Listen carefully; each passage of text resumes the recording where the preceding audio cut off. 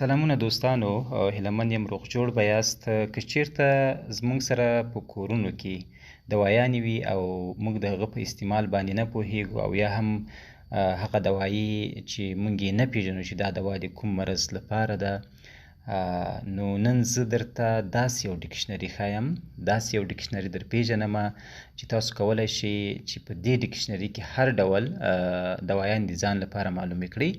نو د دې ډکشنري د ډاونلوډ کولو طریقه او لینک زه دواړه درته ښیم او نو راځم دغه ډکشنري را اوپن کومه. پښتو ډرګ ډکشنري په نامه کله اوپن سي نو په دې کې تاسو هغه د دوایي نوم ورکوئ.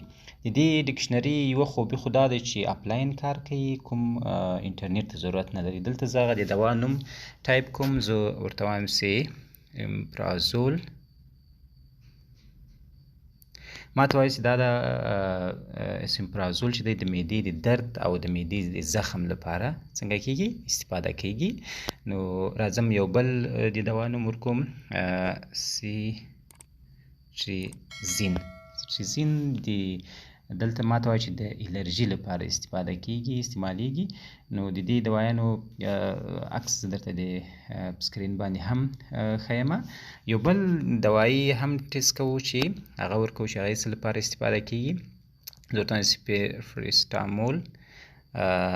پرسټامول ما ته وایي چې د تبې او درد لپاره استفاده کیږي.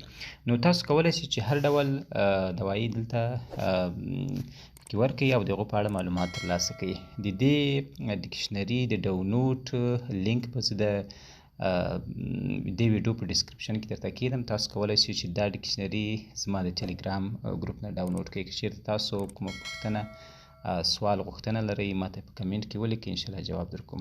ډیره مننه.